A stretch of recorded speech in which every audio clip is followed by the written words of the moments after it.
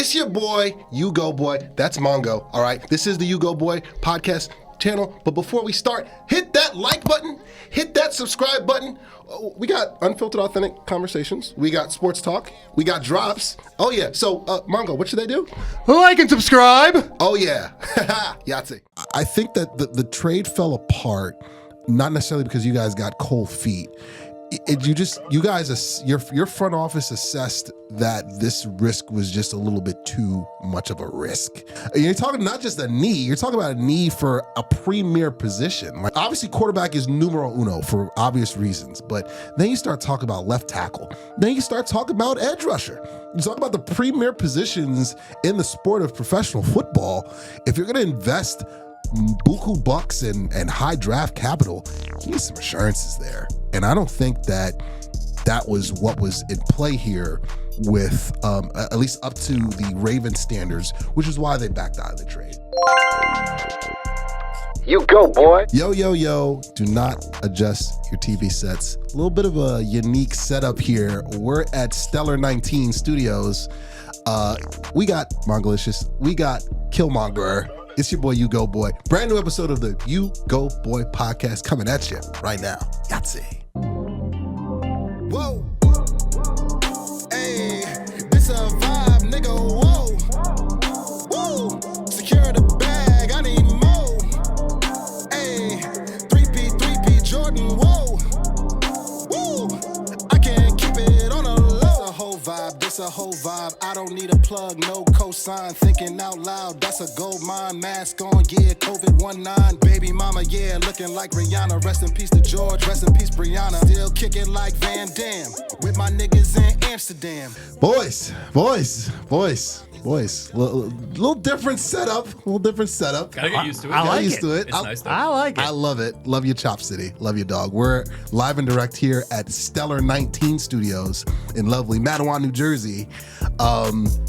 The band is back together. The band is back together. Yahtzee. All the Yahtzees, You all go, the Kevin boy. Dashes, all the drops, they're still here. Because come on, like you can't have the pod without it. But boys, how you guys doing? Well, let me start with Mongalicious first. Mongo, how you doing, dog? Listen, the band is back together, right? And that's all that matters. It is the best time of year. Football in an absolute frenzy. I'm ready to do it with you, boys. Let's get to work. Oh yeah, and back like he never left. Killmonger, you're back, baby. Yeah, man. Couldn't wait. Could not wait. I was Can't wait. I was texting Mongo, hey, when are we doing this? Absolutely. I responded, new studio, who dis? Yes, literally. So yeah, this is the free agent super show. Absolutely. As promised. We got the draft super show. It's still loaded up and on the way, but we're gonna do the free agency super show right here. And boys, let's start with two trades that rocked the NFL world, rocked sports altogether. We got to start with MAXX CROSBY, and that who is no longer a Baltimore Raven, but is a Las Vegas Raider still. He left the silver and black, and he came back to the silver and black in less than 48 hours. Ravens, of course, rescinding their trade with the Raiders. Picks were restored. Compensation was restored. Trey Hendrickson is a Baltimore Raven now. We got to start with the resident Raven fan. What the hell happened with that trade? What's that all about? So let's unpack it. Let's unpack it. So I will say this. Obviously, I still would rather have MAXX CROSBY. I'm not delusional in that. However, I didn't understand the trade from the beginning, giving up 2 first-round picks to get him. Mm-hmm. He's 28, coming off major knee injury. Seemed odd to be giving up 2 first-round picks, especially seeing knee injuries. Mm-hmm. They're better, but they're still derail your career a little bit. Yes, you're not the same. And now, what happened with the trade itself and it being rescinded? I know, everyone has their opinions about it and this and that, but it's honestly, the Ravens have done this before. This is nothing new for them. They do their research once they get it available to them. Everyone's like, oh, well, they had all the information. having the information and then seeing the information are two totally different things, Agreed. right? Agreed. Like, Agreed. the moment you're actually able to look at the whatever images of his knee, and you're like, all right, well, let's see how this is gonna, what is gonna happen to him in the future with this knee looking like this. Like, it went from he had a trimming of the meniscus to, oh no, wait, he had surgery on the meniscus to, it's much, he's going to be able to play this year. The question is, how is he going to be in a few years? Agreed. And from that perspective, I totally understand why the Ravens would be like, hey, I don't want to do this anymore. But also, and again, obviously, you take it for, whoever's word you're going to want to take, you're going to want to take anyway. The Ravens did try to negotiate the trade back into different draft compensation. They were, I obviously don't know the full details. I don't know if those came out or not, but I imagine it was still like a first round pick and maybe like a third or fifth or something like that instead of 2 first rounders. And Oakland was like steadfast, and it has to be the 2 first rounders. If it's not 2 first rounders, we're not doing this. And I think that's them just in the moment being upset about the fact that their piece is more damaged than they wanted people to know. And I get that, they feel like that they're going to now lose leverage in trades moving forward with MAXX CROSBY, and I think they will. But also, the Ravens did try their best to make this trade work. They had 4 different doctors look at everything to try to get someone to be like, no, he'll be fine. And then, again, obviously, you take that information however you want. Everyone's going to see it differently. As a Ravens fan, I'd like to believe that they're being truthful. Yeah. They've done this in the past with other players, and it's worked in the Ravens' favor. They did. I think it was Ryan Grant. I think was the guy's name, or whatever his name is, the wide receiver. Yeah. They agreed to sign him to I think a 3 or 5 year deal, something like that, and he failed the physical, and he didn't even. He lasted not even 2 more years in the league. And there was another trade that this happened to. I guess earlier in the Ravens' existence, and same thing. They rescinded because of the guys. The injury was worse than they thought, and then that guy only lasted a couple more years. So there's a chance that MAXX CROSBY is only going to be playing a couple more years. I'm not saying that's going to be a fact, but maybe the MAXX CROSBY we're used to is only going to be a couple more years, and then after that, it's a steep fall off. Right. And then it's not great. When you're giving up 2 first round picks, and that's the potential you're going to get. I do wish the Raiders changed their mind and still wanted to do a trade for draft pick, first rounder and maybe a third and a fifth. But it's their choice. They're allowed to. I think that the Raiders knew they were trying to, pull a fast one because they came out immediately. Yeah. And were like the Raven, pointed fingers and made the Ravens look like they were the bad guys. So I do feel like Las Vegas knew what they were doing. Yeah. Like the video. We're here at Stellar 19 Studios, Free Agency Super Show. I'll get to my point, and I'll Magic Johnson it over to Mongalicious. When you're talking about multiple ones, you I know there's no such thing as sure things in anything, let alone sports, let alone National Football League, not for long. But when you talk about multiple ones, it's got to be a difference maker, and a difference maker you have control over for a number of years. Obviously there's 3 top pass rushers in football, and then everybody else. There's Myles Garrett, there's Micah Parsons when healthy, and there's MAXX CROSBY. It really starts with them. Nick Bosa's in that conversation too. There's a couple guys that in that conversation, but it starts with those 3 guys. So if you're going to give up that type of draft compensation, the 2 ones, you want him A, healthy, B, ready to go week 1. And if he's coming off of surgery and again, it wasn't just one doctor that flagged him, and multiple doctors that said, hey, listen, this guy's not going to be ready. Like he says he's going to be ready. His agent and his representation and everything, they're going to say that he's 200% ahead of schedule, whatnot. But when you're talking bone on bone and you're talking fresh off of surgery, there's some concerns there. There have to be. And, obviously, America's team, they were in the runnings for this, and Jerry Jones thought that they had at least momentum. I don't think Dallas ever formally made an offer. Shout out to Brian Broaddus of Crown Global Media. His mother passed away recently, and our hearts go out to him. His people on his golden phone, they said that Dallas was in the mix, 100% in the mix. Never made an offer. They thought that there was movement toward an offer being made until the Ravens swooped in and said, "Listen, we'll do 2 1s. You guys want 2 1s? We'll give you 2 1s." And then Dallas, they backed away from the poker table. A little bit too rich for me. I fold. You know what I mean? So I think that the trade fell apart, not necessarily because you guys got cold feet. Your front office assessed that this risk was just a little bit too much of a risk with it. And again, you're talking a knee. You're talking not just a knee. You're talking about a knee for a premier position, like pass rush. Like obviously, quarterback is numero uno for obvious reasons. But then you start talking about left tackle. Then you start talking about edge rusher. You talk about the premier positions in the sport of professional football.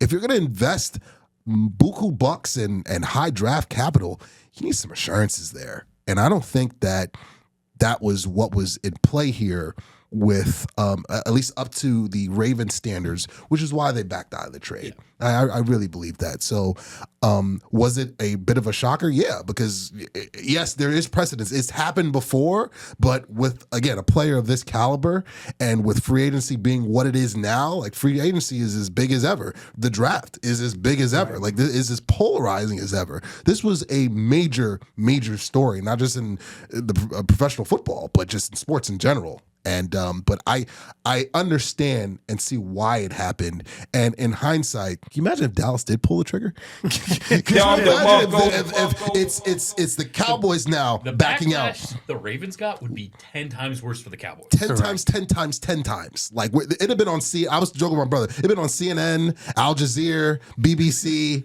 Like like it'd have been everywhere. Them talking about what is this bumbling old fool Jerry Jones doing? Because yes, the picks would have absolutely had to be rescinded because you can't devote that type of capital to question marks around a guy. Like, and we're talking about his long-term health as well. So I completely understand it, and I don't fault you guys for doing it. Mongo, to bring it home.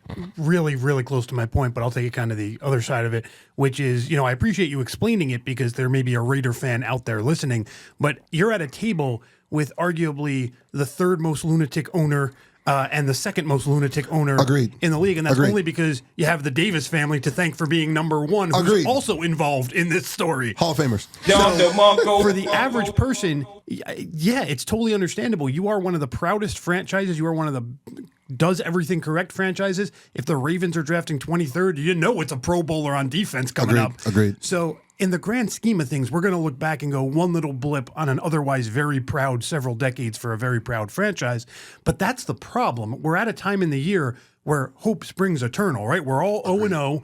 We're all looking at every free agent as that could be the game changer. And so in this moment, everything feels so critical. If this trade had happened mid-October when the Raiders are 1-6 and the Ravens are 5-2, nobody would think anything of it. It's just standard business for two teams who do this kind of nonsense. But to the other point you were making, I'll secret drop one here. Is this what you want? Chris Tucker, indeed. I think it's time we look at the fact society is changing. We're in the social media era, and we have settled in for quite a number of years now on this completely arbitrary 2-day tampering period. Yeah. I'm not get off my lawn old manning this. You can have a tampering period, maybe a longer tampering period, because, you alluded to the fact that having the information, using the information is different.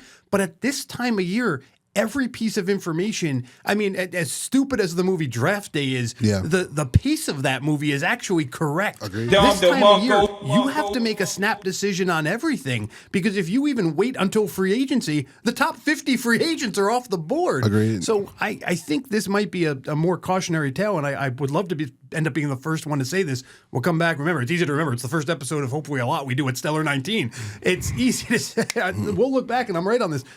Let's change the tampering period. That's part of your problem here. Agreed. Like the video. U-Goboy podcast. NFL free agency super show. I'm here with Killmonger our resident Raven fan, Mongolicious, the biggest Jet fan in the world, next to Fireman Dan, and of course myself, America's team. Yeah, I mean, Jerry, please retire. Let's not go there. The other trade that we're going to talk about here, and I'll start with Mongo, and then we'll go counterclockwise this time. Waddle goes to Denver. Now, in exchange for a first-round pick, a third-round pick, and then a fourth-round pick swap. Now, there were rumblings that A.J. Brown might be in place, but I still believe that, shout out to Adam Schefter, he says that trade's still going to happen. It's just going to happen post-June 1 because a $40 million dead money hit is what's preventing this trade from happening. Right. It's just what it is. And A.J. Brown, we'll dive into that too a little bit later, but A.J. Brown doesn't want to be in Philadelphia no more. The man he's fighting for his life like Robert Kelly. Like, he is so miserable there with whatever semblance of a passing game that they think that they have with Jalen Hurts. But this trade happens. Waddle goes to Denver. Let's unpack that. I've got a lot of points on that, but I want to hear yours first, Mongo, with the compensation and what this does now moving forward for the premier wide receiver trade market. Yeah, honestly, I like the way you teed that up because to me, the Broncos might not even be the primary takeaway from this. There is a lot to unpack. I, of course, am going to be selfish. And right off the bat, where my head goes is the Jets are no longer guaranteed the number one pick anymore. I mean, the Dolphins have really they've entered the check. Done some heavy lifting here. I mean, I think the Jets are easily the third best team in the AFC East now. I mean, good on the Dolphins for if you're gonna go. I mean, we'll see where everyone else ends up. Tua being released. Tua being released with an over $90 million dead money hit right there. That's right. Record breaking. Minka Fitzpatrick now a Jet, right? They're just unloading everybody. So I mean, I give them credit there, and this definitely, right? I mean, the math itself, right? If you are going to put this much on a receiver, I think that alone is naturally everything has to go up, right? This single-handedly creates inflation. But I think what people are missing here is everyone, you can look at Waddle stats. Go ahead. I'll wait. Go ahead. Google. I mean, listen, you have Google. I'm not going to sit here and defend the guy. He's young. He's great. Good. Cool. But Denver is specifically coming out and saying that he serves the purpose of basically Sutton is, here. He can either do in front of Sutton or behind Sutton. You can either air him out or you can send him short. And honestly, with Franklin and Brian, he's probably going to be doing more of the in stuff. Right. Cool. Fine. Love that. At no point were we looking at Denver and saying this team can't beat New England because they only have 3 layers of a wide receiving core, right? Not 4. Right. Why they thought this was the answer at all to begin with is beyond me. Agreed.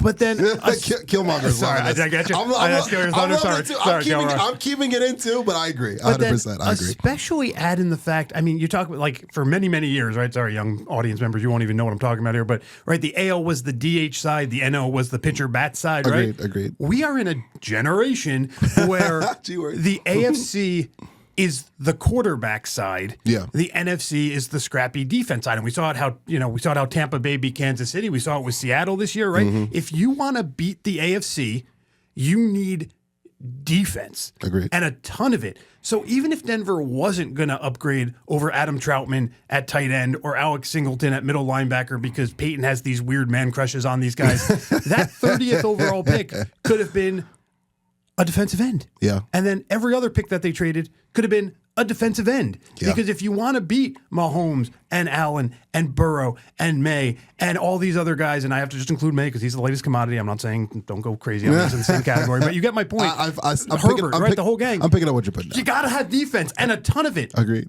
So what are we doing, Denver? I don't get the trade for them. No, so Mongo's coming in high. Like the video. Well, I'm going to take it a step further because Jalen Waddle is a number 2. He is a solid, firm number 2. In the words of Roman Reigns, you're my favorite number 2. He's a number 2 receiver, bred and bred, like through and through. Like you go in the Urban Dictionary right now and look up number 2 receiver, you're gonna see Jalen Waddle doing the Waddle dance. Like that's what he is. No one is putting Jalen Waddle anywhere near the top 10, 15, or top 20 wide receiver conversation. Like, what are we talking about here? And this isn't I'm not dragging Jalen Waddle through the coals. He's a solid number 2 receiver. Again, the stats are there. Look them up. We're not denying that. It is. Like, nobody's saying that he's basura, that he's trash out here. Nobody's saying that. But the draft compensation is, when I saw it, I was like, you've got to be kidding me. You've got to be kidding me. And you know who's rubbing their hands like Birdman after this? It's Howie Roseman and Will McClay / Jerry Jones, if teams want to take that route with George Pickens. Like, how could you not? Like Jalen Waddle isn't in the A.J. Brown conversation. Right. He's not in the George Pickens conversation. And mind you, you can make the argument that George Pickens is the number 2 or number 1A in Dallas or whatnot. The stats would show no last year. They just wouldn't. Like, this was an overpay, classic overpay. And if you want to tell me that the Broncos are a Jalen Waddle away from winning the Super Bowl, I have a timeshare in South Dakota, North Dakota, and Iowa that has your name written all over it. Like goodness gracious, I feel like the monorail guy from The Simpsons. Right. Like what are we talking about here? This was an overpay. This was a classic overpay. And premier receivers that could get moved, I think one is absolutely getting moved. A.J. Brown is on the move. It's just a matter of when. Like I said, post June 1, Howie's going to be on the phone like, okay, so Waddle went for this. It's like The Wire. The price. Speaking of Baltimore, the price of the brick just went up. Marlo, love you. Like that trade now, the Eagles can ask for a lot more with this trade going through. So, is Denver better for this? Again, we talked about Bo Nix, how at least how me and Mongo feel about Bo Nix, how there isn't that much of a drop off between him and Stidham.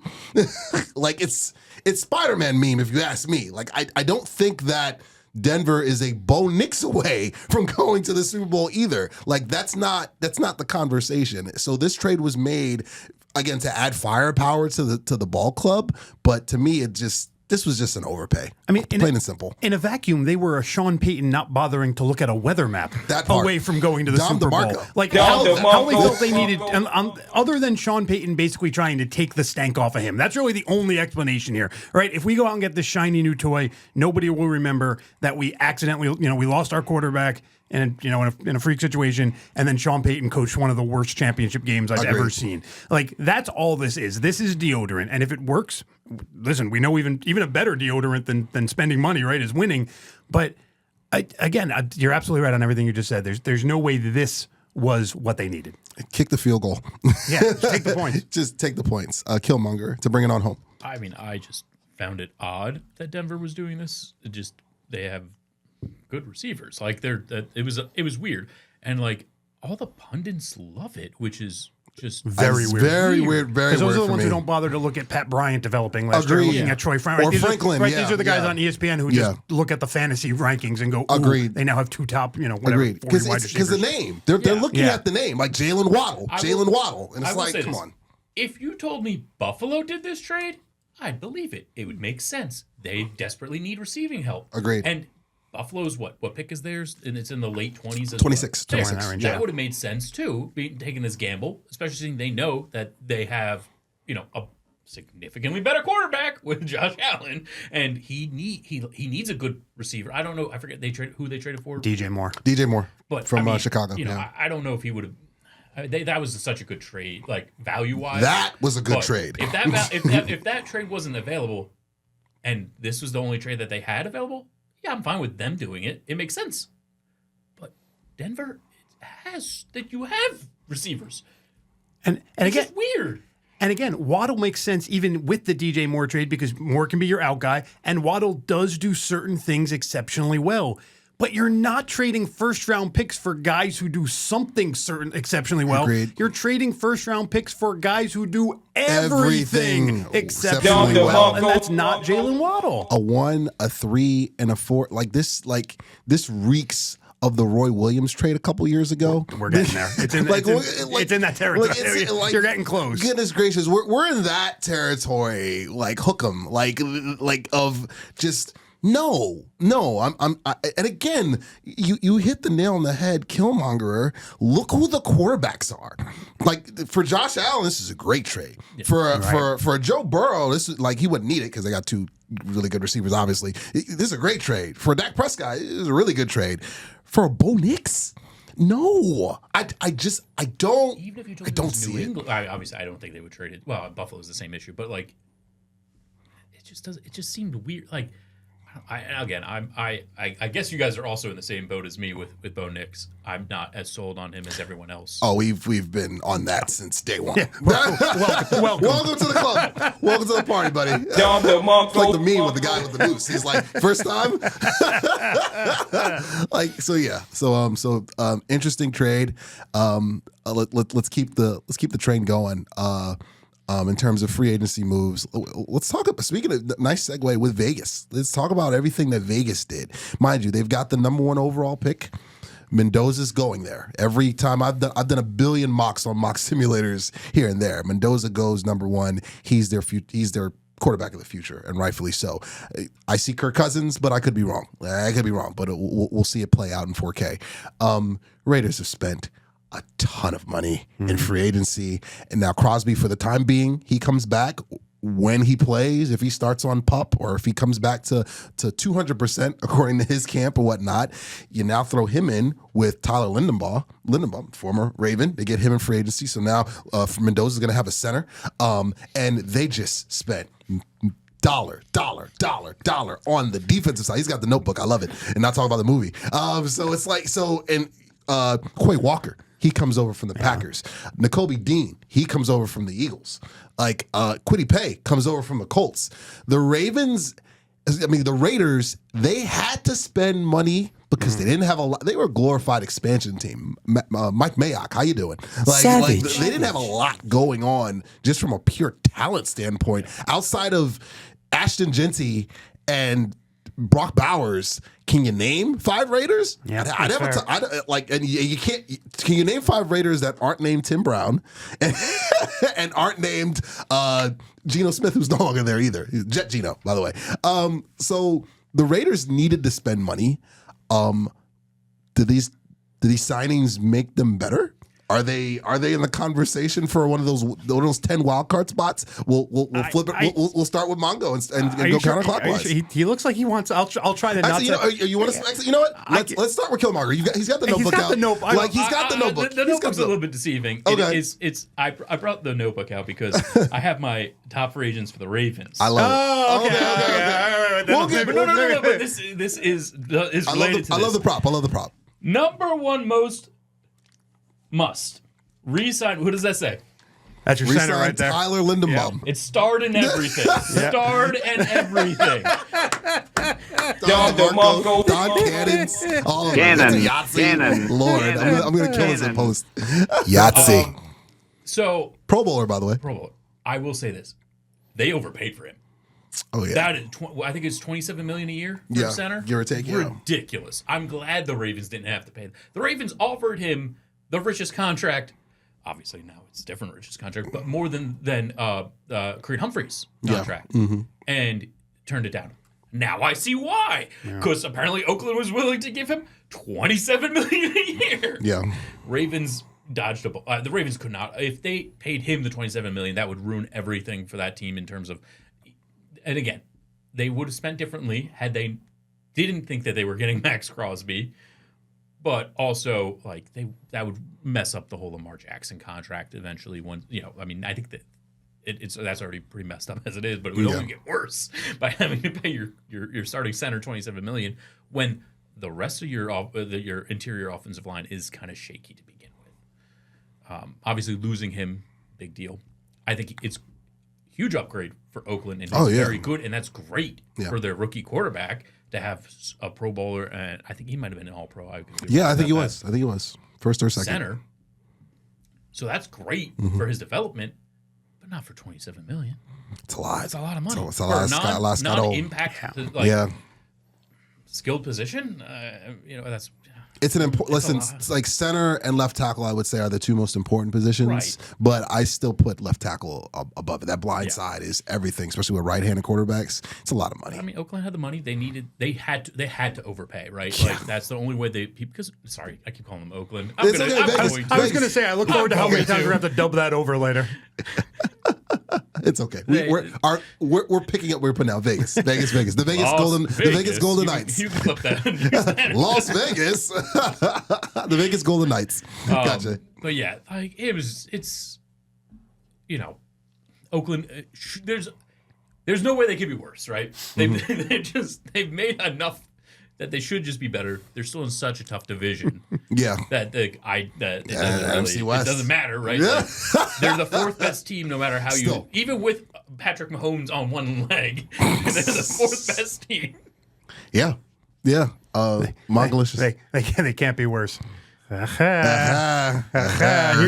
the thing. You go on a spending spree. Yes, which they did. Because you're going to have a young quarterback, and you use it to surround a guy like Drake May. Good things happen. Right. You go on a spending spree because you're going to have a young quarterback and you use it to surround Zach Wilson. 3 years later, you've gone through several quarterbacks and all those guys are now gone and have followed Robert Saleh to Tennessee. Mm-hmm. The quarterback here means everything. I mean, we can have this conversation and we can break down every Madden ranking and every PFF ranking and whatever we want to do here. It doesn't matter. If Mendoza comes in and he is something, it's accelerant on the fire. It will instead of them jumping to 5 and 12, it'll jump them to 9 and 8 is what it'll do, and then it moves from there.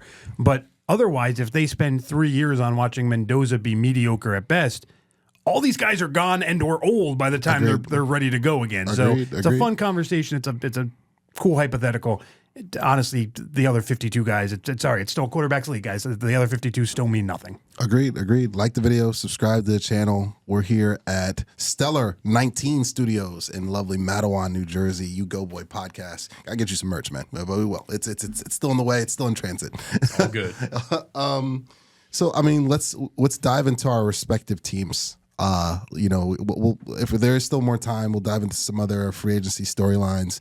A lot of money was thrown around. This is that time of the year, where free agents guys are overpaid, where the Washington Commanders drop $1 billion, where the Raiders from Vegas drop $1 billion on second and third stringers. Like this is just what it is. But we're gonna dive into our respective teams. He's got the notebook out. We're going to start with the Ravens. We'll go with the Jets. And of course, we'll bring it on home with America's team. So your Ravens, Lamar Jackson is ready to go. I mean, you guys got he's boxing. He's working out. Trey Hendrickson is going to rush the passer. Are you guys ready to get back to the playoffs? New head coach. New head coach, as we discussed in the last episode. Defensive minded. Which, boy, do they. Yeah. Good start. That's a good start. So I like the pivot. I'll say pivot because let's be honest, it was probably pivot. They noticed that Trey was not being signed immediately, which I thought was a little weird. He was the top pass rusher in free agency. They saw that. They were like, is it really that much of a drop off? They're about sacks are the same. Mm-hmm. It's a drop off in terms of run defense, but we already have a really good run defense. It is what it is. I like it. I think it's a nice signing. It's a lot of I mean, obviously he's older. He's 31 versus 28. Yeah. And coming off of surgery. They did not feel or I guess the doctors, all 84 of them that they consulted, decided that he was better. They doubled down. Shape. He passed his physical. So I'm not going to question that there's other options too that they could have gone for. And now, wouldn't you know, I have a list right here. I love the prop. I love the prop. Yahtzee. I'm always, I'm a big fan of a prop. Agreed. So I have here the 6 positions that I wanted the Ravens to address in free agency. Excluding center because I thought they were going to resign their center, which is now obviously a need. Exactly. What do you say? Whoops. Problem is a lot of these guys they're not available anymore. Surprise. Shocker. And the Ravens thought they didn't have money to spend because they were doing a trade for MAXX CROSBY. So, God. whoops. That's a double whoops right there. Guard is something that they desperately need a right guard. The guy Falafel, that's not his name. All the former Ravens bailed and went to the Giants to be with Harbaugh. Notice that Harbaugh's right guard that he refused to change for 2 years. He didn't sign, and he's a free agent. Message. Isaiah Likely's gone.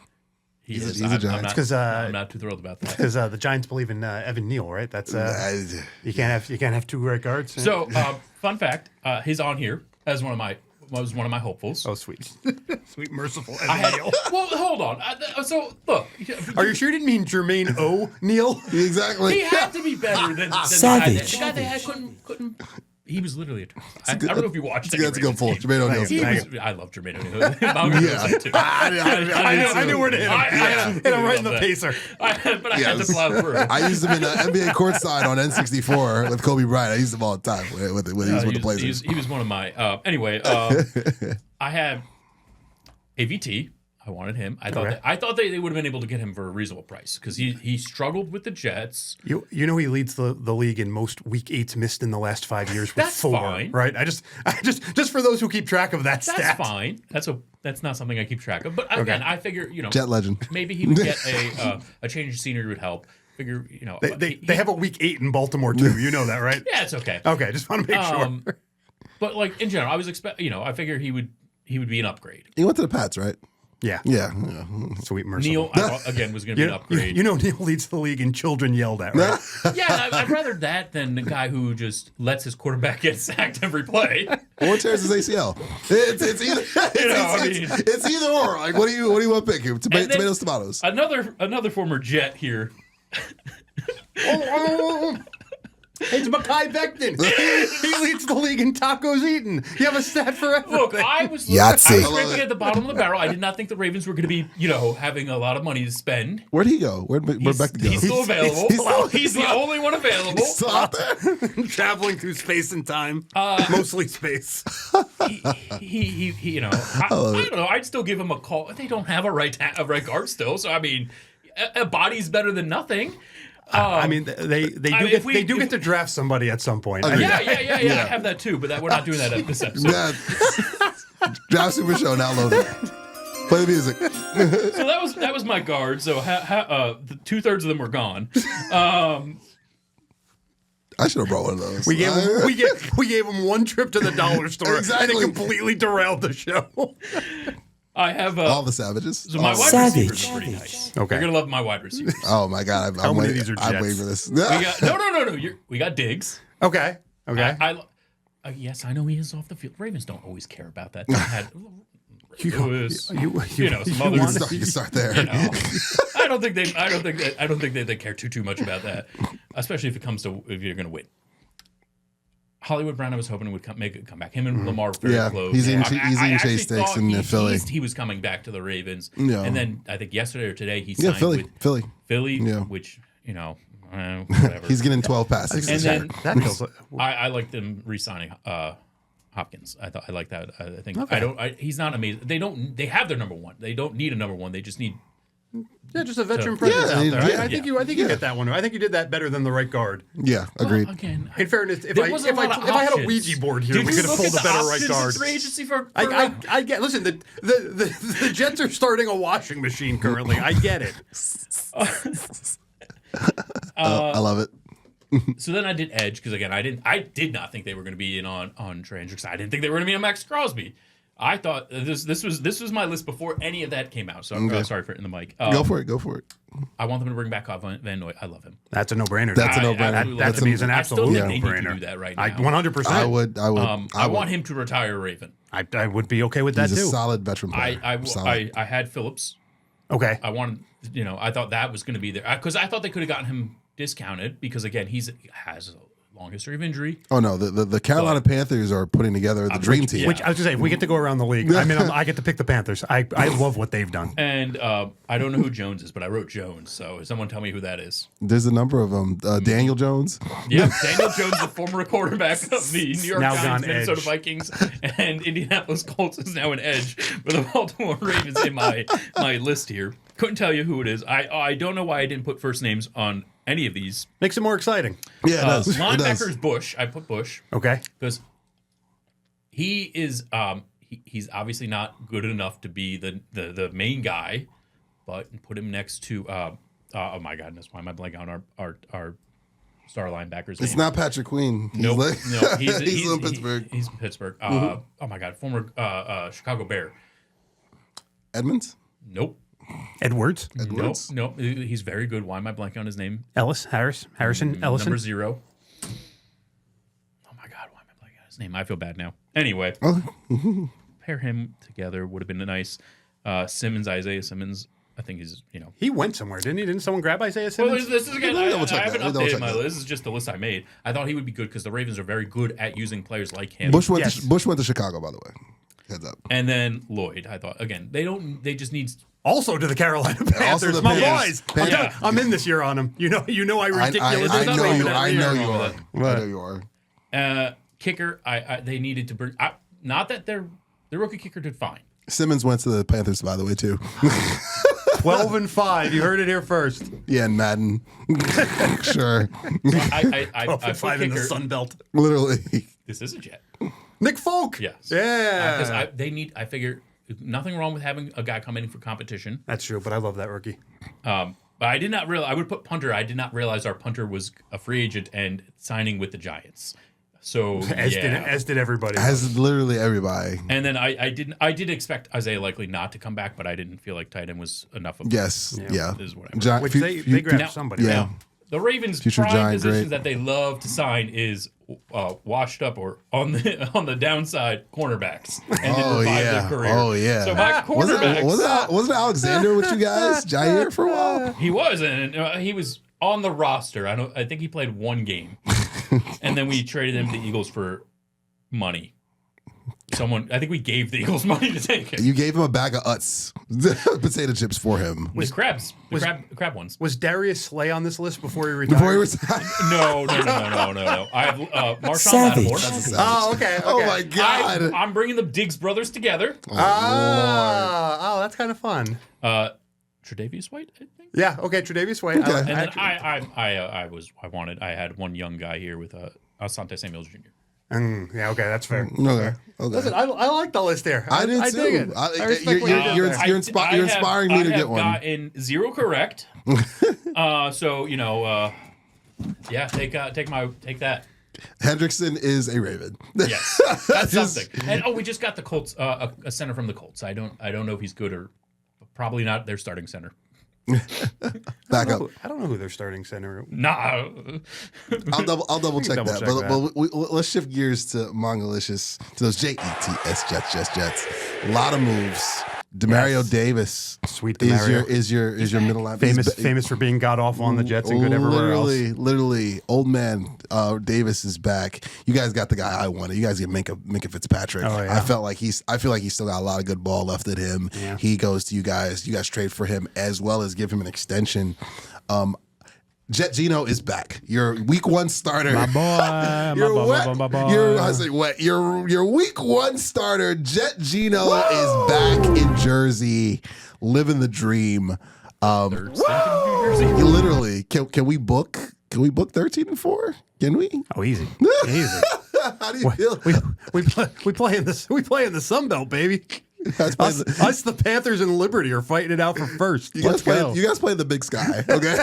we play in the little sky at best. Let's be real about this team. How do you feel about the Jets' moves in free agency with the Super Draft show on the horizon? How do you feel about what the Jets have done? I listen, all kidding aside, because at the end of the day, I'm still going to predict them to go 2-15. But I love it. I absolutely adore what they've done. The last time that I got on one of our episodes and just, toes in the sand, hammering on the table, you guys are morons about this. was Aaron Rodgers' second year. It was only a couple years ago.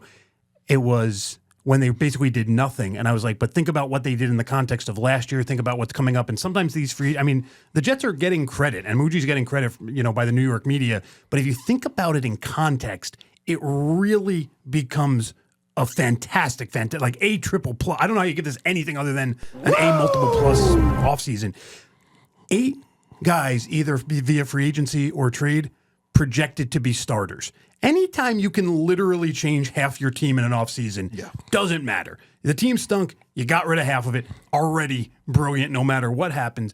But here's where the brilliance of it. Of those 8 guys, you're looking at Sweat, Osai, Fitzpatrick, Davis, and Parham on the offensive line, multi-year contracts. So it's not like these are guys just coming in to fill gaps, be part of a garbage team, and then disappear on a rookie quarterback in 27. These are guys who can learn the way this year, learn the ropes, learn from Aaron Glenn, learn Aaron Glenn's style, methods, and then be part of a rookie quarterback's first year the following year. And then the guys who I didn't name there, you can see Muji is starting to give Glenn some credit, right? We talked about back in February, you wanted to see Glenn and his culture and his name carry some cachet, right? The guys who they didn't give any sort of deal to are Onyemata, who was one of Aaron Glenn's boys when he was an assistant coach in New Orleans. So presumably if he doesn't retire after one, he'd come back. Deshaun Wright, who Aaron Glenn is betting on himself. Hey, I can A, make a cornerback even better, and B, I can convince a corner I'm the coach for him. Right. And then Geno, which we all kind of know we don't want him here in 2027, right? So you're not tying up any critical positions. You're betting on guys who you believe you can convince to resign, and everyone else you locked in for the hard part of this process. It's absolutely genius. I love what Muji has done. And if it doesn't work, if Aaron Glenn is not the right guy, well, you move on from him anyway. Hopefully you can somehow get behind the Dolphins or use your collateral and get up to one of those big quarterbacks. But you have put yourself into a plan here, right? It's not just, we talked about when they just went out and bought guys in the Zach Wilson years. We talk about when they bought guys for Drake May. We're not just guessing at this point. It is part of something bigger. And I mean, even doing things like Justin Fields out and, Geno Smith in for what turned out to be a difference of only $300,000. I mean, everything is being thought out. And I know it sounds silly, but for the Jets, that's a major accomplishment. Yeah, it's a big step forward. Like the video. Before we wrap on this Jets, I got to ask this question. Tyler Simpson, there's some smoke there. There's some smoke there. If he becomes a Jet, if he is one of those picks, because you guys got a lot of them, how are you going to feel about that? Are you ready for that? Yeah, I'll answer that question in a minute. I got to set this up. Prior to the JAYLEN WADDLE trade, right? I was willing to humor this conversation a little bit with the last 2 things I'm about to say, but now I think I'm locked in. I really don't want to have this conversation. You take one of the big defensive guys at 2. You take a wide receiver at 16. You take either the guard from Oregon or the guard from Texas A&M at 33. I was originally willing to hear, do you get cute, take the Penn State guard at 16 and hope one of the receivers is left. Who I love. But, and I love him too, but I think the other 2 guards are great. And now with presumably another wide receiver coming off the board to Miami, you're getting dangerous because a lot of mock drafts originally only had maybe one of the big receivers left at 33. Well, if every receiver moves up a line, now you're getting dangerous. So as far as I'm concerned, it's one of the defensive studs in the draft, wide receiver, guard. I'm not even going to answer the question about Ty Simpson. I'm going to say if it's any position other than those 3, if they, I don't know, if they go nuts and take the running back from Notre Dame at 2, I don't care what it is, you will hear an audible swear word from me that will be audible here at Stellar 19, that will be audible up in Bravery, that will be audible at your house, that will be audible at your house, that will be audible in space. They have set themselves up so perfectly to have options in this draft, but still get the guys and the positions they need. Because you talk about right guard. I'm aware they don't have. There is nobody. It's just a hole. They clearly have a plan for that. They let Mechie walk. Every other wide receiver other than Garrett Wilson only knows how to run in a straight line 50 yards and look up. They clearly need a second wide receiver. And then if you're not taking one of the defensive studs at 2, 3, 4, and 5 in this draft, I don't know what you're doing. Like that, there's a clear, obvious plan after Mendoza. So it's so obvious. It's there. It's absolutely built for you. They'll find a way. They'll mess it up. You know it. And you'll hear me. You'll hear me from space. But man, this should be an easy draft for the Jets. So you can book it. Ty Simpson. They're going to trade New up York for him. Jets. That's the worst part. They're going to trade up for him. I'm ready for it. And I'm getting you that. That will be your Christmas jersey this year. Just know it, and you can book it. He'll already be a Ram and winning a Super Bowl by then somehow. He will have already gone 0-33 on the Jets in only 8 weeks. He will have been run out of town. We will have cut him. The Rams will have signed him, and he will be starting in a Super Bowl. I don't know how, but that's what we do. Future Seahawk or future Ram great Ty Simpson from Roll Tide. Unbelievable. All right, so guys, we got time. We got to bring it on home with America's team. America's team. How about them Cowboys? Don't worry. The drop will be there. Punk will be there. All the drops will be there, guys. You know, for guys that hope you. Don't worry. I do this. College of Communications, Penn State. Yeah, I mean, Jerry Jones. What was it? Bust the budget from the makers of All In. From the makers of Selectively Aggressive. He found his budget. I mean, that's a start. He did. What I will say about Old Man Jerry and setting the stage for more shenanigans is, and shout out to Bobby Belt, who covers the Cowboys out over there in Texas for 103 The Fan, I believe. Dallas has spent more in free agency this year than in the last 5 seasons or 6 seasons combined. Real quick, I just want to shout you out. Just saying. I want to shout you out. Please do. From the last episode, Yep. You were saying they were going to do it. They were going to figure out a way to get the money. And what did they do? They figured out a way, and they got that money. Tell me when I'm telling lies. Love you, Punk. Tell me when I'm telling Can't wait for lies. WrestleMania. We'll talk about that next episode for sure. Tell me when I'm telling I mean, lies. the levers and the switches are in the big contracts. We talk about it ad nauseum on this show in this country for years and years.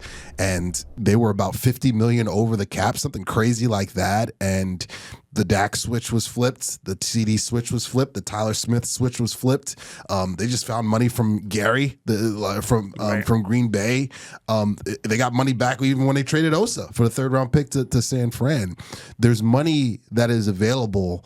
My thing was, I didn't want bargain basement bullshit. I mean, like, Mongo knows how I feel about that. And you can't cut corners in free agency. And Dallas is just have been notorious for this. What they did last year was no different than what they've done in years prior with the Jeremy Minceys of the world and just insert washed or Dontari Poes of the world and Daryl Worleys of the world. Again, if a guy's washed, a guy's washed. That's just what it is. Or if a guy is a failed 1st round pick bust, he'll be a failed 1st round pick bust headed for the UFL today. He'll be a failed bust tomorrow, and so forth and so on. What they did, they empowered Parker, their new defensive coordinator. Right. They were just like, "What do you need?" And I'm again, this can blow up in everybody's face at the end of the day.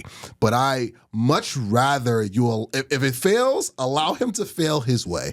Allow him to bring his guys in, just like what's going on with your guys. And just like what's going on with your guys, you're seeing with a new head coach as well, is let me go to the Whole Foods or to the Trader Joe's. Let me shop for my groceries, because if you just give me stuff, if you give me players from the previous regime and make them fit into my scheme, that is a recipe for disaster. So we get Thompson, a guy that Parker wanted, who has ties to our secondary coach. We got him. We got Locke from Denver, a guy that Parker wanted. He flat out said, Osa does not fit my system. And you're not paying Osa $20 million, Quinnen Williams $20 million, and Kenny Clark $20 million at the same position. The position redundancy is a real thing. It is 100% a real thing. You knew one of those guys was getting moved, and it wasn't going to be Quinnen and it wasn't going to be Clark. They're about to re-sign both, honestly, to even create more space at some point. It was going to be Osa. He doesn't fit the system. They traded Osa and Solomon Thomas within the same hour. You want further proof that Parker just said, listen, these guys don't fit. So I was shocked they got a 3rd back. I was banking on a 5th. Yeah. I was banking on a day 3 pick, and that would have been textbook. We get a 3rd. We can actually pick on day 2 now, because they didn't have a 2nd from the Quinnen trade, and they didn't have a 3rd, the Pickens trade. We didn't have a day 2 pick. Now we have one. So, and the fact that we signed, I'm the Gary trade, I'm all for. Are they done? No.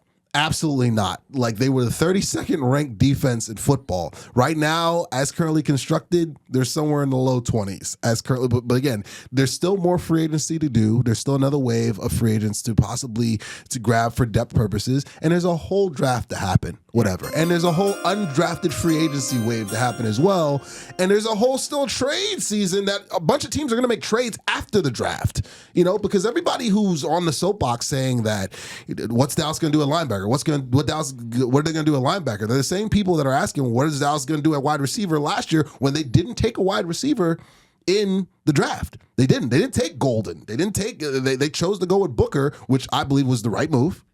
Solid guard out of Bama. They could trade for a guy that fits, again, Parker's system. My thing is, I want to at least be in the conversation for the playoffs. And with 10 wild card spots, it's very doable when you've got a top 3 offense. It just is. Like we talked about it with baseball season. Just get in. Yeah. Just freaking get in. Just get it. There's no dominant team running away. We're not in the midst of any type of dynasty whatsoever in football right now. It is as wide open as it's ever been. This is what the league wanted. This is what Goodell and the owners wanted. They wanted parity on steroids. Just get in the tournament. You guys were a missed field goal from getting in the tournament. Yep. You guys are still a couple years away, but you guys at some point, especially when you finally nail the quarterback position, you guys will get into the tournament at some point. You can't miss the playoffs forever, unless you're the Browns. Even the Browns got it. We're a Buffalo Sabres epic collapse away from the Jets having the record amongst them. They're going to be the actively longest losing. Listen, when Ty Simpson leads you guys to a Super Bowl, like. You know what Harrison Ford looks like when he gets put in that kryptonite encased. That's what my face is going to look like for his entire career if he's a Jet. Future Jet great. But no, I'm glad Dallas spent money for the first time in almost a decade. That's all I wanted. Like I knew they would go and do it the Dallas way. I wanted Lloyd, but from everything I heard, especially with the linebacker position, Christian Parker wants a very specific type of linebacker. And all the guys, Bush, Lloyd, even Dean, who they really wanted, like he has ties to Dean or whatnot, they weren't willing to bust the budget and go all out for him because they're just like, we have our eyes set on at least 2 guys in the draft that we feel like is better than him. Could be better than him day one or whatnot. And I believe that'll be the focus, especially with one of our 3 top 100 picks or whatnot. So I'm going to let Parker cook, like, with the draft and the rest of free agency before I make my decision of what they're going to do. I do like what we've done in terms of upgrading just the talent. We were a very talent depleted unit that, like, we talked about it last year. Tell me when I'm telling lies. We were playing with one side of the football, right. and Brandon Aubrey as our kicker. Like, that's what Dallas was doing. I thought that was the side of the football you were talking about. To be exactly. totally honest, they were just special teams. Give George Pickens some credit. I mean, if he's going to be there long term, I would hope. We'll see. He's playing on tag, but I believe that this is an all in, no pun intended, defensive side of the offseason, which is all I asked for. Because this, again, I said 2021 energy. Remember 2020 with Mike Nolan? Remember that train wreck? This is Mike Nolan 2.0 with Eberflus, who's with the 49ers now. You gotta love that. So it's like, my thing is this offseason all about the defense? So far, it has been. And I want to see the plan fully unfurl. We'll get there with the draft super show and after free agency when we wrap that. But it's a good start. It's a good start. That's all I look at it as. It's a good start to this offseason for Dallas. And the thing is now, like, I think when we talk about, like, Clark Schmidt, I know I'm going rogue here with the Yankees, but you'll see the analogy in a minute. We've talked about him before, like, when the injuries hit and Clark Schmidt's your 2, right, the Yankees are doomed. Right. When Clark Schmidt is your 5, like, all right, now we're talking. You're cooking. I always take him in my 5 somewhere. It's that same idea now. Now that you've done the top part of free agency correctly, now if those bargain, basement bullshit deals start coming in, right? Yeah, you okay with it? Because you can't have 52 starters. You can't afford it. Depth's important, right? You need to get those guys. And we've talked about when we look at the Super Bowl teams from the last 10 years or so. More often than not, it's the teams that ran a clean race from day one. Agreed. The trades were there, the free agency was there, the drafts were there, the depth was there. And so you've checked the first box. Now be on the lookout for some of those, late offseason cuts. Be on the lookout for some of those bargain basement bullshit deals. Be on the lookout for some trades. Start doing your homework in the draft. But so far, because the opposite of it doesn't work. If you mess up this part, you're done. You're not making up for it in the basement. You're not making up for it magically in day 3 of the draft. So you got the hard part right. Now we got to keep rolling. Agreed. Like the video. And that has been the issue, especially the last 3 to 6 years. What did I just say to start this segment? We spent more money on the first wave of free agency than we did in 6 years. Does that go back to Greg Hardy? It does. I think so. Is that where that stat comes from? I think so. Domestic violence aside, I believe so. That's where we were. That's where we were trending. 2012 when they got Brandon Carr early and they signed like 14 free agents, including Dan Connor, Penn State great. They went all in really with free agency. That was 14 years ago, and for whatever reason, that scared them away from the model of free agency. And again, what do we always say? You have to play in it competently. Correct. No one's saying do what the Raiders did. Mind you, the Raiders are more than likely still going to miss the playoffs, even with all these signings that they made or whatnot. Because again, they're going to start a rookie quarterback and possibly Kirk Cousins in free agency and whatnot. So it's just like, no one's saying to do what they did. You got to have a plan. You got to have a plan and you got to do something. Getting Gary, that's a starter. Getting Thompson, that's a starter. Getting Locke, he can be a starter. Getting that Swiss Army nickel corner, every team has to have that. Every team has to have that. When you guys were rolling defensively, you had that. Your Swiss Army knife really is Hamilton. But outside of that, your secondary still needs work in that department or whatnot. It's not going to be Marlon Humphrey to save the day. You see what I'm saying? Exactly. And with you guys, again, Minkah Fitzpatrick still has the versatility to do that. He still has the versatility to do that. You need that guy on there, and I believe that we have that with Thompson, and we're going to use one of our picks to get that guy. For context, last year our Swiss Army knife was the one that every Jet fan used to shotgun a beer while watching the Jets play. Savage. So we're doing better already. All the savages. Again, Ty Simpson, future Jet great. But anyway, so let's bring it on home. We still got a little bit more time. Let's bring it on home. Who were name me 2 teams each. This will be a version of Rapid Fire. This version of Rapid Fire is brought to you by Stellar 19 Studios here in lovely Mattawa, New Jersey. Also, Bravery Studios. We still love you guys. You guys are still the home base and whatnot. Might be moving to another city. Keep an eye out for that. Spoilers. Spoilers. And of course, U-Goboy merch. Killmonger, we will get you some merch. Like the next time you'll hear, you are going to be merched out like freaking Wayne's World. I promise. Bayer. But let's go around real quick. We'll start with our guest. Then I'll bring it on home. I'll be last. Give me 2 teams that you feel like absolutely nailed free agency, and give me 1 team that you feel like dropped the ball real quickly. I like what the Panthers did. I think that they saw that they were better than. I mean, that division was not good. But they saw that they can they can build some momentum. I like that move, that their moves and stuff like that. I'm gonna go with. I have a question mark with the Giants. I don't hate what they did. I mean, I hate it as a Ravens fan because I stole all of our players, especially our fullback, who I did not know Patrick Ricard was a free agent. He should have been our number 1 signing. Oh, you didn't do top 3 fullbacks in your notebook. Yeah. Oh, you missed an opportunity. I'm shocked. Drop the ball there, buddy. But I just don't like. I don't like Harbaugh. Of course. I think he was. I think that is ultimately the Giants made a bad decision. You let that be known last time you were here. It doesn't matter that they got all the Ravens because that team's still not going to be good. Fair enough. So yeah, so we can make it just 1 and 1. We don't got to go 2 here. So 1 and 1. Mongo, someone that nailed it and someone you feel like really dropped the ball free agent wise. All right. Well, you stole my Panthers, so I'll. The answer is the Panthers. By the way, there is no other answer, but I'll give it to Kansas City. I really like what they did. Kenneth Walker. I like Kenneth Walker. They went out. They got the linebacker from New England. They got the safety from Baltimore. And what they did was they just went out and got winners. It was a winners only offseason. And you really listen. Baltimore is a. I meant Justin Fields. Oh, listen. Justin He Fields was a is winner in there. college. Was he? Justin Fields is there because I think by rule you need a certain number of players. Yeah.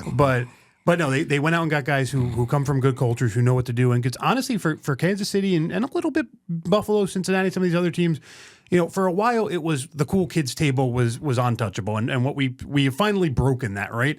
And so all of these teams are going to have to kind of take a hard look in the mirror and be like, this might be the first time August 15th comes around and ESPN doesn't just blindly pick the Bills and the Ravens and the Chiefs and, go right down Burrow and Herbert and just go right down the list of the 7 big quarterbacks, right? Tua obviously gone. He was in that discussion for a very brief time, but he was part of the big 7. All of these teams are going to take a look in the mirror and be like, we need to dig a little bit deeper because the next generation is coming up to us. And I think going out and get guys who know how to do that while also filling positions of need is very critical. So I'll give credit to Kansas City here. And then if I had to pick a team that I question, it's probably the Eagles. Yeah, still my answer. And it's borderline from a place of that grade being an I than anything else. Didn't do anything to particularly wow me. But then also we, like you were alluding to before, we may be further. We talked about Dallas taking the right first step. Philly might have taken a step backwards by putting us all in this A.J. Brown purgatory. Agreed. They obviously they kept doing that random. I got the math behind it. I got the business behind it. But they were delaying Dallas Goedert. Right? They put everything aside for a day to literally sign a tight end for 1 year. Like it doesn't make a whole lot of sense. And if you're a Philly fan, you have every right, especially because the tampering period really riles us up to get excited about this. As an Eagle fan, you would have every right to just A, be livid, but B, be very anxious right now. Agreed. Like the video. I'm double. It's a clean sweep or straight or royal flush if we're going to keep it Vegas terms or whatnot. Oakland. Las Vegas. Las Vegas. Savage. It's got to be Carolina. They it's like Carolina and Vegas did the same thing, but I feel like Vegas they play in a harder division. They still don't have a quarterback. They don't know what they're. They don't, and I'm not over here championing for Bryce Young. Like I still, you guys don't. I am. I do every year. He is. I still feel the same way about Bama and Ohio State quarterbacks. That's never going to change. So it's like, but again, they play in a weaker division, and again, they were just in the playoffs. So it's like, I'm going to say that they're better. I like their signings more.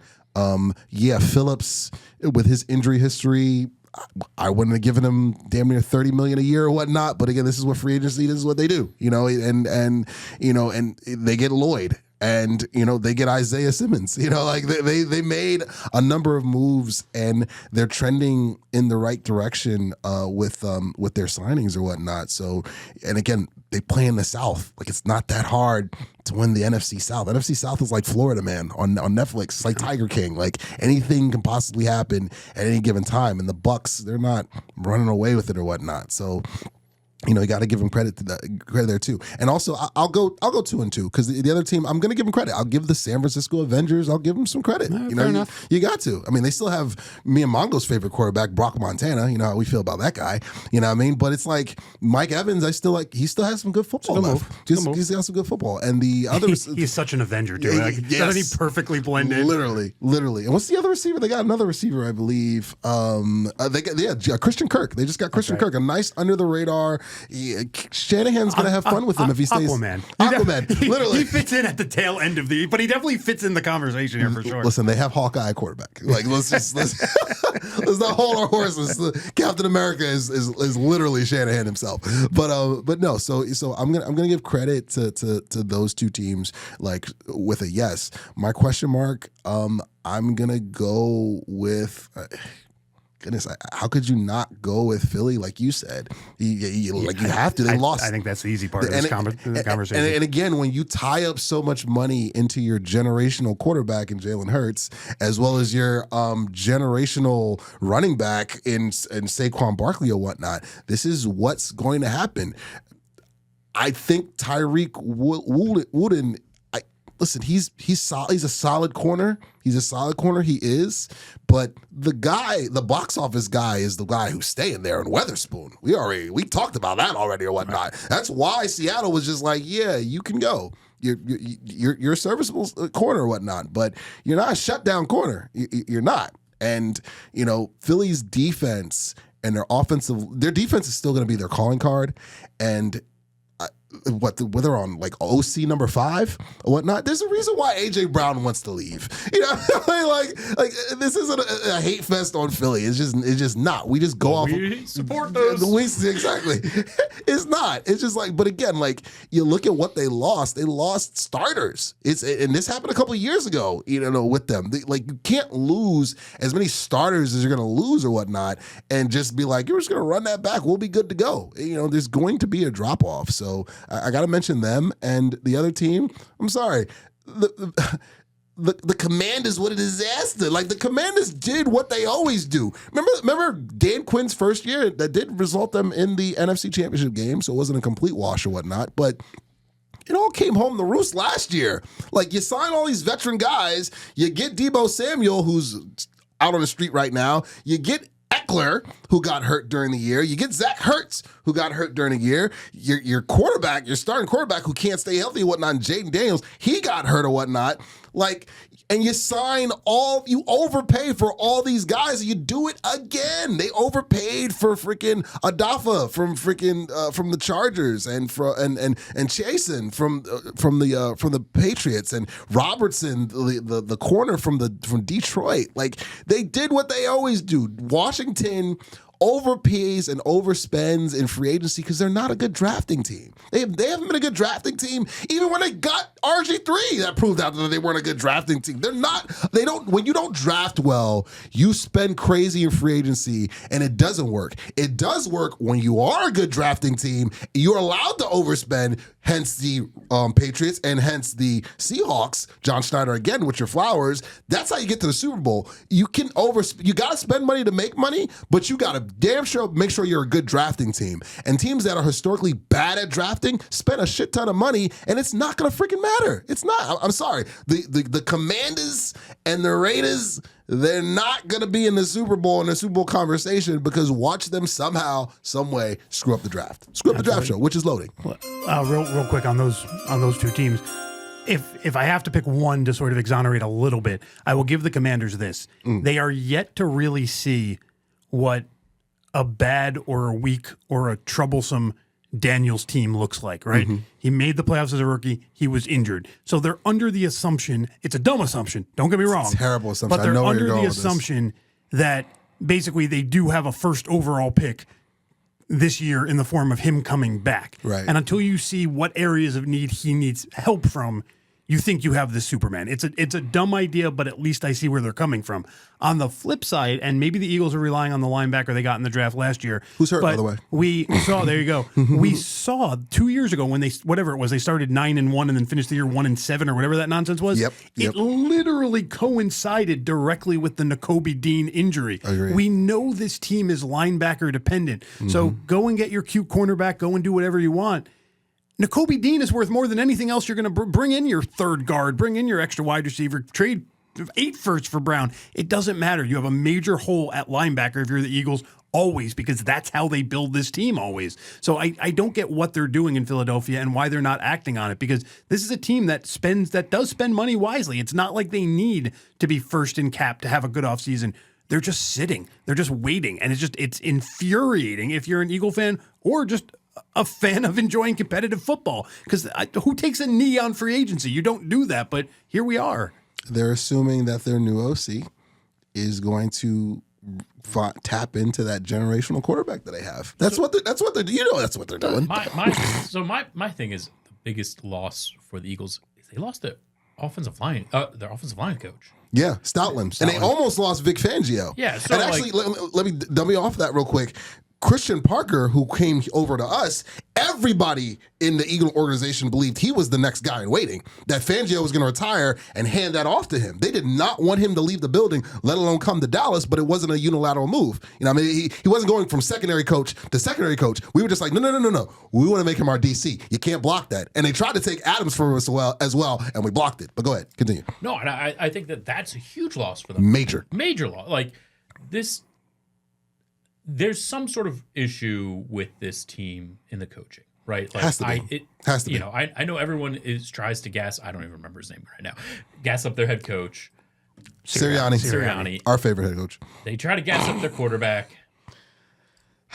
Look, we named 3 teams from the East. Only one team that we talked about today positively from the East, and that was Dallas Cowboys. Now, not to. We'll wrap on this point. I get you're trying to get back on the show, so you're kowtowing to Dallas. I see what you did there. Continue. But you have to put it into perspective. I mean, just like we talked about with Denver, the Eagles were considering San Francisco had as good of a chance as anyone as making a run in the NFC playoffs last year, and they knocked out Philadelphia on one of the most god-awful coached games outside of Sean Payton's wildness. It's not like these are 4 teams that all went 4-13 last year. You have a team that's an injured quarterback 1 year removed away from the playoffs. You have a team that was one bad coach game away from being in the NFC Championship conversation. And then you have Dallas and the Giants, who were way behind those two in the last couple years. With that being said, though, you are absolutely right. Which of these teams do you look at and say, after 2 steps forward, who hasn't gone 3 steps back? Dallas is the only one, but that's what I was saying before. You have to use that now. If all of these teams have an equally weighted draft, if all of these teams make one more tough financial cut, if all of these teams make one more small trade for a borderline starting linebacker, then it doesn't mean a whole lot. Agreed. If you're Dallas, you have to say, now, I have to win this offseason. And this is your time. You have to win every step of the way now. Round of applause, guys. This was great. Stellar 19 Studios. Chop City was on the boards too. Dave Sturchio was on the boards. How could I forget? But we'll wrap here. Guys, thank you guys so much for pulling up as always. Killmongerer. And shout out to Aunt Linda. Shout out to Aunt Linda too. Love you. But we'll be back for the Draft Super Show. That'll either be here or at Bravery Studios. We don't know yet, but we will definitely be in person for that. You'll come on back for that too. Why not? We'll go for the trifecta. 2 notebooks. 2 notebooks for that one. I might have a notebook myself. I might have a Crown Global Media notebook. Shout out again to Voch Lombardi and Brian Broaddus. But we're gonna close it out just like this. That's Mongo. He's merched out. That's Killmonger. Merch is on the way. I'm U-Goboy. Dave Sturchio is somewhere with an amazing beard, and we're all bearded out too. Thanks for tuning in to another episode of the U-Goboy podcast. We love you. Come on back. Peace. Yahtzee. Whoa. Hey, this a vibe, nigga. Whoa. Woo. Secure the bag. I need more. Hey, 3P Jordan. Whoa. Woo. I can't keep it on a low. This a whole vibe. I don't need a plug, no cosign. Thinking out loud, that's a gold mine. Mask on, yeah, COVID-19. Baby mama, yeah, looking like Rihanna. Rest in peace to George, rest in peace Brianna. Still kicking like Van Damme with my niggas in Amsterdam.